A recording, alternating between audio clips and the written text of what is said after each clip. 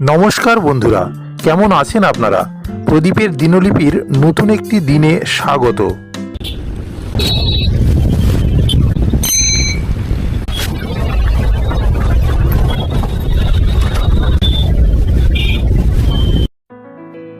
বাড়ি থেকে বেরিয়ে ইছাপুর নেতাজি বাজার পেরিয়ে সাইকেলে চলেছি এক ঐতিহাসিক গন্তব্যে। ভাইসব, একটু পরেই ইংরেজ বাহিনী আমাদের কেল্লা আক্রমণ করবে। লড়াইতে হারজিত আছেই, এতে আমাদের ভয় পেলে চলবে না। দেশের জন্য শহীদ হওয়ার মর্যাদা অনেক, তবে এই লড়াই আমাদের শেষ লড়াই নয়। আমাদের কাছ থেকে প্রেরণা পেয়ে এদেশের মানুষ একদিন দেশ উদ্ধার করবে। আমরা যে লড়াই শুরু করলাম, এই পথ ধরেই একদিন দেশ স্বাধীন হবে। এ অমোঘ বাণী বাংলার কিংবদন্তি কৃষক নেতা মীর নিসার আলী ওরফে তিতু মীরের। চলুন আমার দ্বিচক্র যানে বেরিয়ে পড়ি সেই ইতিহাসের সন্ধানে। ঘড়িতে বাজে বিকেল 3:10। এগিয়ে চলেছি ইছাপুর নেতাজি বাজার হয়ে। গন্তব্য বাংলার কৃষক আন্দোলনের অন্যতম পীঠভূমি নারকেলবেড়িয়া। স্থানটি বাদুড়িয়া থানার অন্তর্গত। এক পশলা বৃষ্টি হয়ে গেল। গৈপুর শিশু হাসপাতালকে বাঁ হাতে রেখে এগিয়ে চলেছি। যেতে যেতে একটু ইতিহাসে বিচরণ করা যাক। 1757 সাল বাংলার শেষ স্বাধীন শাসক সিরাজউদ্দৌলার পলাশির যুদ্ধে পরাজয়। প্রকারান্তরে ভারতে ব্রিটিশ শাসনের সূচনা। 5 বছর, 10 বছর, 20 বছর বাঙালি তথা ভারতীয়দের উপর ব্রিটিশের জুলুম দিনের পর দিন বাড়তে থাকে। 1777 সাল এক ফরাসি বণিক হুগলিতে প্রথম শুরু করলেন নীল চাষ। এদিকে 19 শতকের প্রথম ভাগে ইংল্যান্ডে আসর জমিয়েছে শিল্প বিপ্লব। অধিক মুনাফার আশায় ইংরেজদের আগ্রহ দেখা দিল নীল চাষে। বাংলার কৃষকদের কাজে লাগিয়ে চলল নীল চাষ আর শোষণমূলক নীতি।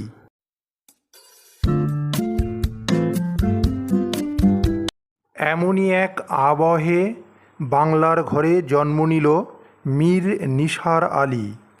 1782 সালের জানুয়ারি মাস।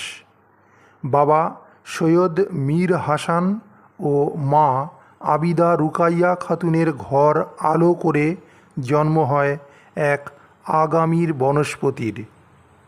18 বছর বয়সে তিতু মীর কোরআনে হাফিজ হন। হাদিস বিষয়ে পাণ্ডিত্যও লাভ করেন তিনি। বাংলা, আরবি ও ফার্সি ভাষায় তিনি ছিলেন সাবলীল। ঐতিহাসিক তথ্য অনুযায়ী তিতু মীরের পূর্বপুরুষগণ সুদূর আরব থেকে বাংলায় আসেন ইসলাম ধর্মের প্রচার করতে। তিতু মীর ইসলাম ধর্মের চতুর্থ খলিফা হজরত আলীর বংশধর বলেও দাবি করা হয়। তিতু মীরের প্রাথমিক শিক্ষা হয় তার গ্রামের বিদ্যালয়ে। পরবর্তীতে স্থানীয় এক মাদ্রাসায় তিনি লেখাপড়া করেন।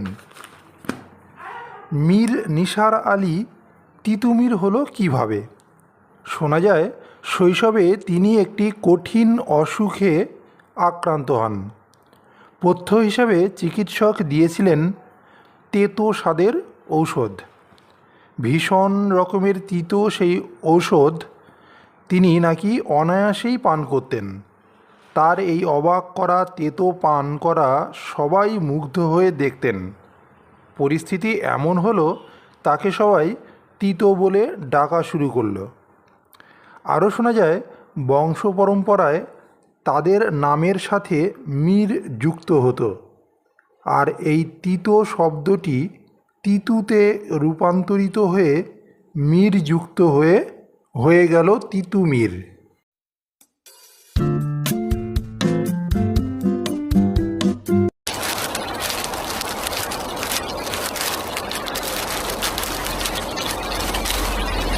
বাড়ি থেকে রওনা হওয়ার সময় রোদ ঝলমলে আকাশ। গোবরডাঙ্গা কালীবাড়ি পেরিয়ে নকপুল আসতে না আসতেই ঝমঝমিয়ে বৃষ্টি। অগত্যা দাঁড়াতেই হলো।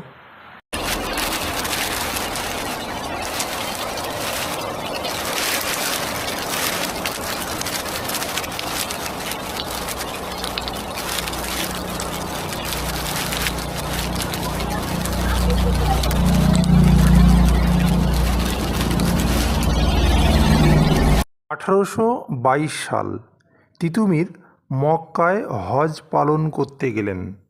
সেখানে তিনি ওয়াহবি মতবাদে অনুপ্রাণিত হন। ফিরে এসে 1427 সালে তিতুমির তার গ্রাম ও এলাকার দরিদ্র কৃষকদের সাথে নিয়ে ব্রিটিশ নীলকরদের বিরুদ্ধে সংঘবদ্ধভাবে আন্দোলন শুরু করেন। দিনে দিনে আন্দোলন তীব্রতর হতে থাকে। কি অবস্থা দেখুন! মসলন্দপুরের যানজট আর রাস্তার বেহাল অবস্থার সুরাহা যে কবে হবে কে জানে। একটু বৃষ্টি হলেই খানাখন্দ জলময় হয়ে ওঠে, দেখে চলা যায় না।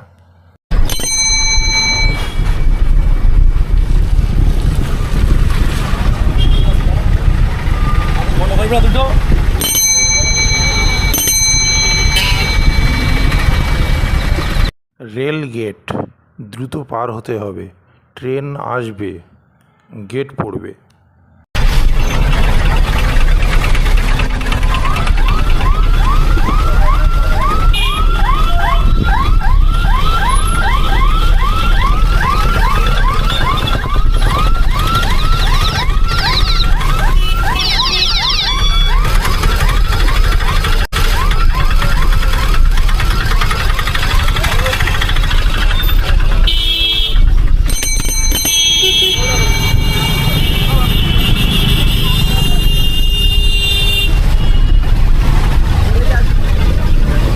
তিন রাস্তার মোড় সোজা চলে গেল বাদুড়িয়া হয়ে বসিরহাট।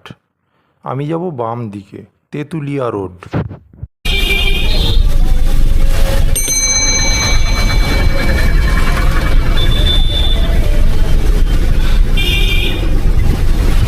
চলতে চলতে আবারও ফিরে আসি তিতুমিরের কথায়। তিতুমির একদা পালোয়ান হিসাবে খ্যাতি অর্জন করেছিলেন এবং জমিদারদের লাঠিয়াল পদে কর্মরত ছিলেন। তার অনুসারীদের লাঠি চালনায় প্রশিক্ষণ দিয়ে দক্ষ করে তোলেন। নকপুলের সাথে সংযোগকারী বাইপাস হয়ে তিনামতলা মোড়, বাম দিকে সোজা চলে গেছে চারঘাট। আমি যাব সোজা তেঁতুলিয়ার দিকে। তৎকালীন 24 পরগনা, নদিয়া ও ফরিদপুরের বিস্তীর্ণ অঞ্চলের কৃষকদের নিয়ে একটি সংগঠন তৈরি করেন, যার প্রধান ছিলেন তিতুমির স্বয়ং। ব্রিটিশদের বিরুদ্ধে এক বাহিনী তৈরি করেন, যার সেনাপতি নিযুক্ত করেন ভাগ্নে গোলাম মাসুমকে।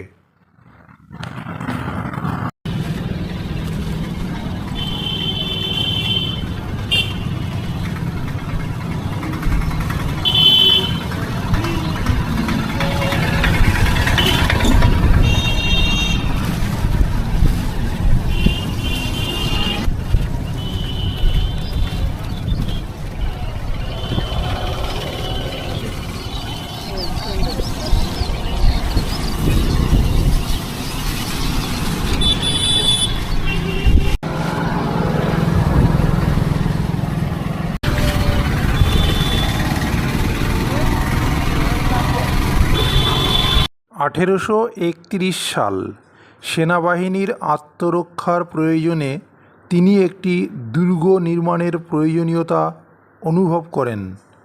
বর্তমান বাদুড়িয়া থানার অন্তর্গত নারকেলবেড়িয়া গ্রামে তিনি তৈরি করলেন এক দুর্গ, যা বাঁশের কেল্লা নামে পরিচিত।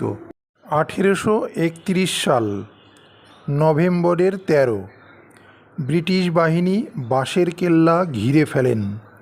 তিতুমির ও ব্রিটিশ বাহিনীর সাথে চলতে থাকে লড়াই।